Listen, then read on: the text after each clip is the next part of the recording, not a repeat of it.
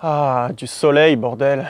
Ça fait du bien. Salut les coachés, c'est Loïc. Aujourd'hui, on se retrouve pour le 3e épisode de la muscu pour les nuls. On va voir les différentes méthodes d'entraînement. Mais avant, si tu les as pas vues, je te mettrai les liens des 2 premières vidéos dans la description. Si tu apprécies ce que je fais, n'hésite pas à liker la vidéo, à t'abonner et à activer la cloche des notifications. Comme ça, tu louperas pas toutes mes prochaines vidéos sur YouTube. Alors, il faut savoir que pour moi, il n'y a pas une méthode d'entraînement qui est meilleure qu'une autre. Ça va dépendre de votre disponibilité, de votre métabolisme, parce qu'il faut savoir qu'on récupère pas tous à la même vitesse. Il y a certaines personnes qui récupèrent plus vite que d'autres. Et aussi de votre motivation, parce qu'il faut pouvoir tenir un programme dans le temps et aller 5 fois par semaine à la muscu. Si c'est pour arrêter au bout d'un mois, ça sert à rien. Donc on commence avec la première grande méthode d'entraînement, le full body. Donc ça consiste à bosser l'ensemble du corps en une seule séance. Ça va être pratique pour tous ceux qui peuvent s'entraîner que 2 voire 3 fois par semaine. L'inconvénient, c'est qu'on bosse de façon partielle chaque partie du corps, mais l'avantage, c'est qu'on bosse chaque partie du corps. Et du coup, si on fait cette méthode là 2 fois 3 fois par semaine, même si à chaque séance on les bosse de façon partielle, au final on les aura bossés de façon complète à la fin de la semaine. Si tu utilises le full body, je te conseille de faire que des exercices qui sollicitent énormément de groupes musculaires. Donc pour les jambes, par exemple, tu as les squats, tu as les fentes avant, la presse. Pour les pecs, tu as le développé couché, développé incliné, etc.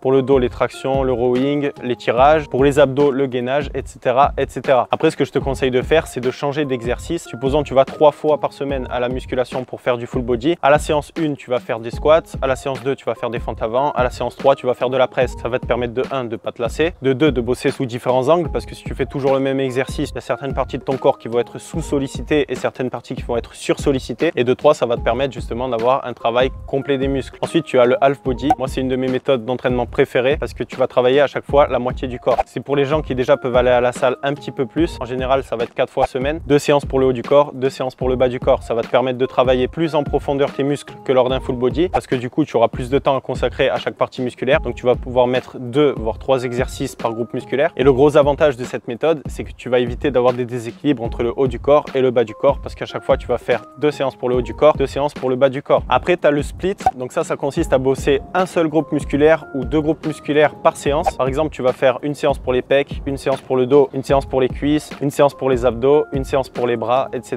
etc. Donc l'avantage de cette méthode, c'est que vraiment, tu vas bourriner ton muscle, tu vas l'épuiser de façon totale et complète. Après, l'inconvénient, c'est que justement, tu vas bosser tes muscles qu'une fois par semaine. Personnellement, j'ai utilisé cette méthode. Elle est bonne si tu mets beaucoup de temps à récupérer après une séance. Moi, je sais qu'au bout d'un moment, à faire tout le temps cette méthode d'entraînement, j'ai récupéré au bout de 3 jours. Au bout de 3 jours, j'avais plus de courbatures et du coup, il me restait 4 jours où mes muscles avaient déjà récupéré. Donc 4 jours où j'arrêtais de progresser, 4 jours où je régressais un petit peu. Donc en fait, de séance en séance, je stagnais, voire je régressais un petit peu. Donc j'ai arrêté de m'entraîner avec cette méthode. Et je pense qu'au début, ça peut être une bonne méthode d'entraînement. Ça va te permettre d'apprendre bien les mouvements en te concentrant sur chaque exercice. Ça va te permettre, comme je l'ai dit, de travailler le muscle dans son intégralité avec beaucoup d'exercices par groupe musculaire. Mais si tu récupères très rapidement, si au bout de 48 heures ou 72 heures, tu as déjà récupéré de tes courbatures, je te conseille de passer sur du half body. Ensuite, tu as le PPL, push-pull legs. Donc un jour, on fait tous les mouvements de poussée. Donc en gros, ça va être pec, épaule, triceps. Le jour suivant, on fait tous les mouvements de tirée. Donc en gros, dos, biceps. Et le jour suivant, leg, les jambes. Cette méthode, elle est pas mal. Mais pareil, si tu veux bosser 2 fois par semaine tous tes groupes musculaires, ça t'oblige à aller à la salle 6 fois par semaine. 6 fois, c'est énorme. Il faut vraiment que tu sois super motivé pour les tenir. Moi, personnellement, j'ai mon propre programme d'entraînement. Je fais ni du half body, ni du full body, ni du PPL, ni du split. Je vais t'expliquer comment je regroupe ça. Mais j'ai adapté ce programme par rapport à moi, par rapport à ce que j'ai observé justement sur ma récupération, sur les groupes musculaires sur lesquels il fallait que j'insiste. Donc tu vois, tu n'as pas besoin de te cloisonner à une méthode, mais vraiment fait en fonction de ton corps, en fonction de ton métabolisme et en fonction de tes ressentis. Donc moi, par exemple, le samedi, ça va être le jour des jambes. Je commence par le samedi parce que c'est le pire jour de la semaine. C'est la séance lourde sur les jambes. J'envoie vraiment que des exos polyarticulaires, fente avant, squat, presse, leg extension, leg curl, etc.